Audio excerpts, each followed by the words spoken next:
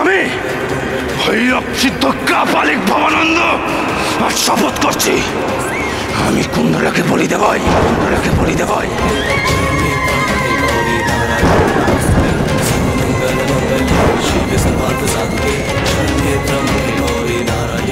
কি হলো, চমকে উঠলে কেন? আমার খুব ভয় করছে। ভয় পাওয়ার কোনো কারণ নেই, আমরা অনেক দূর চলে এসেছি। মাঝি, হিজলি আর কতদূর? এই তো পেরাই এসে গেছি কর্তা। হিজলিতে পৌঁছে একটা চটি খুঁজতে হবে জানো। চটি কি? পথিকদের বিশ্রাম নেওয়ার জায়গা। ও হ্যাঁ, ঠাকুর বাবা একটা পালকি ভাড়া করতে বলেছিল। তোমাকে দেওয়ার জন্য কিছু করিয়েও দিয়েছে, নাও।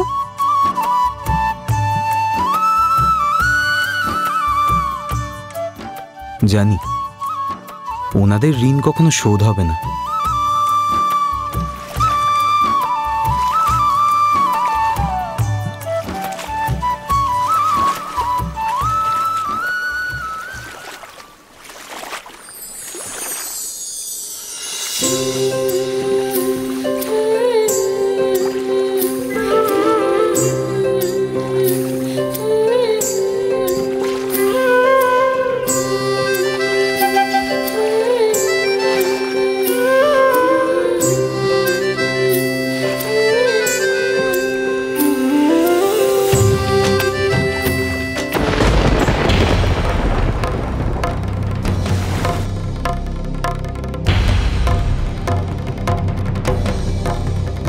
কুণ্ডলা, কুণ্ডলা,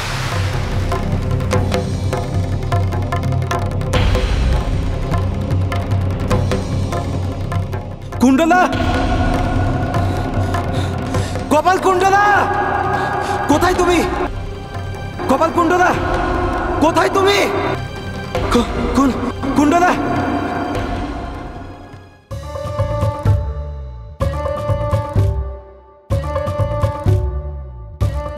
কুণ্ডলা,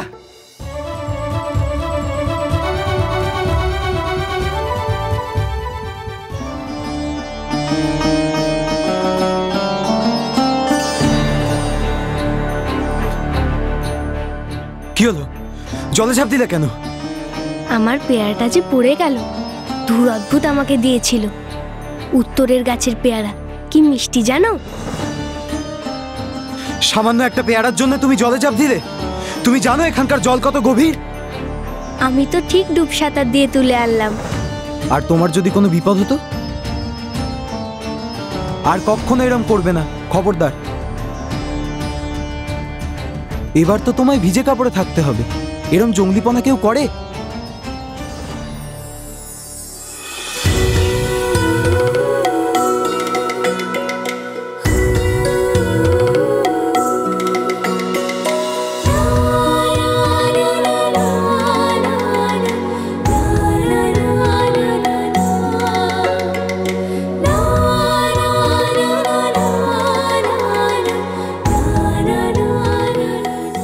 যাও বসো। কি হলো, যাও।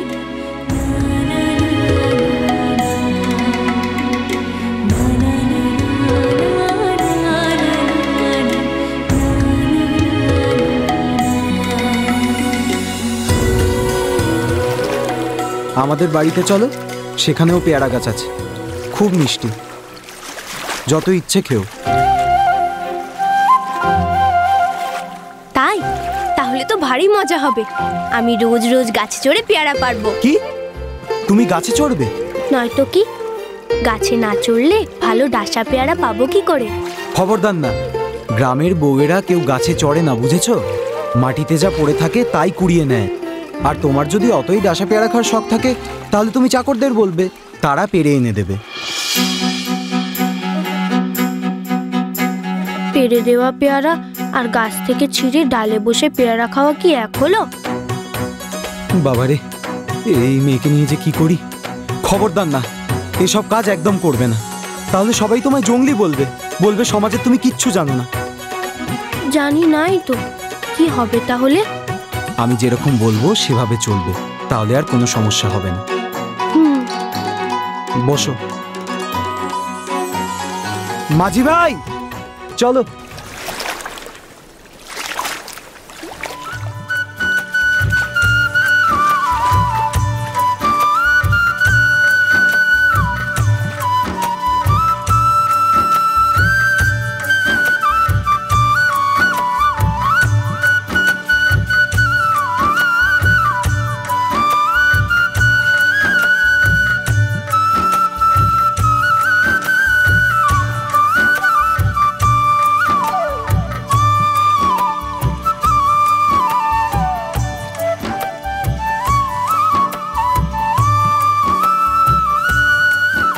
ওই তো হিজলি ঘাটে এসে গেছে কর্তা।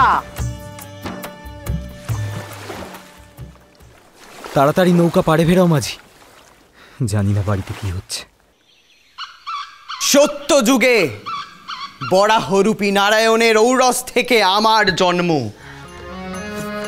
যুগের পর যুগ ধরে আমি আর আমার মা হেঁটেছি পৃথিবীর হাত ধরে সকলের দ্বারে দ্বারে। মানব সমাজ দিয়েছে ফিরিয়ে, দানবেরা দিয়েছে হেসে উড়িয়ে। সব কিছু লেখা রয়েছে এই নরকের, সব কিছু লেখা রয়েছে এই নায়কের বক্ষ পিঞ্জরে।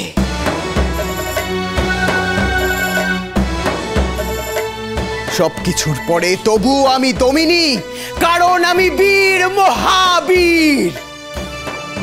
দেবতাদের গর্বিত আস্ফলন আমি সমস্ত কিছু চূর্ণ বিচূর্ণ করে ধুলায় মিশিয়ে দেব ঝ্যাং ঝ্যাং।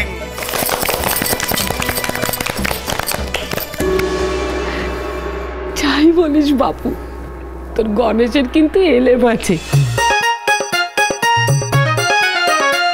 কেমন সুন্দর যাত্রা করে, 5 গায়ের লোক ওকে এক ডাকে চেনে যাত্রা করে বলে। তুমি আর বাতাস দিও না তো দিদি, বলি এইসব যাত্রা পাত্রা করলে কি পেট চলবে? হ্যাঁ শোনো, 5 জন চিল্লে ওই হাততালিই হবে, একে করিয়ে আসবে না। এমন করে বলছিস কেন ছোট? এত গুণী বা কজনের থাকে রে, সেটাও কি ফেলনার? আগো মা, দিদি একটা কথা বলি, বলি সব যাত্রাপাত্রা নিয়ে থাকলে ও চলবে? এই যে তোমার নরে কি সুন্দর বিষয় আশায় সব বুঝে নিয়েছে, আর আমার গণেশকে দেখো, বলি পাগলও নিজের ভালো বোঝে, বুঝেছ? তোমার গণেশটা বোঝে না। আহা, অমন করে বলছো কেন খুড়ি? আমাদের গণেশের মতন একটা ভালো ছেলে এ তল্লাটার কটা আছে বলো দেখি?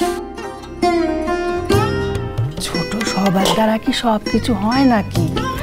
আমাদের নরেন আর গণেশ দুজনেই খুব কাজের ছেলে, একজন এক রকম, যে যার নিজের মতো গুণী। তুমি যাই বলিস বড় বউ, সব গুণীর সেরা গুণী হলো আমাদের নব।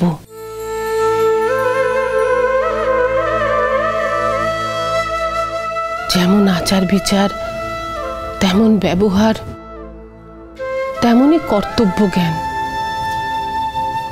দাদা চলে যাবার পর ওই তো সংসারের হালটা ধরল।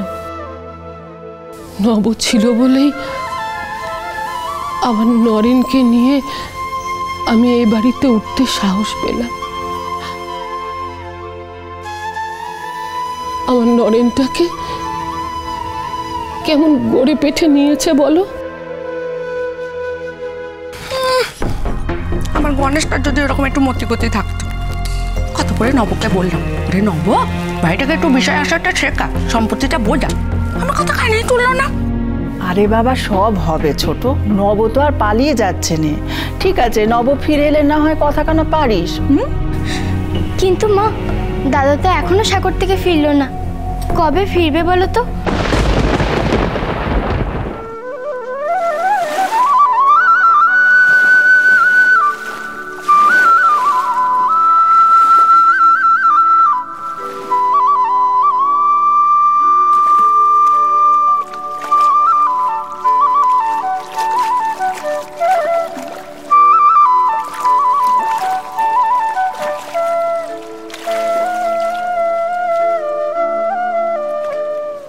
এবার নামতে হবে।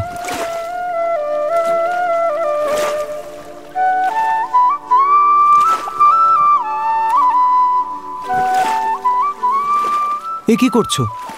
এরম করে কেউ নামে নাকি? পা পিছলে পড়ে যাবে যে। সাবধানে পা টিপে টিপে নামতে হয়। তাই? আমি তো এরকম লাফিয়েই নামি। আর নামবে না, দেখো কিভাবে নামতে হয়। এরপর থেকে যখন বাড়ির লোকের সঙ্গে বেরোবে তখন এভাবেই নামবে।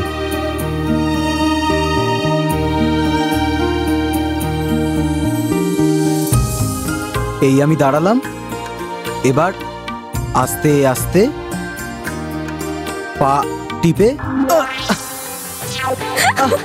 মনে হচ্ছে কাদার মধ্যে পাটা মুচকে গেল।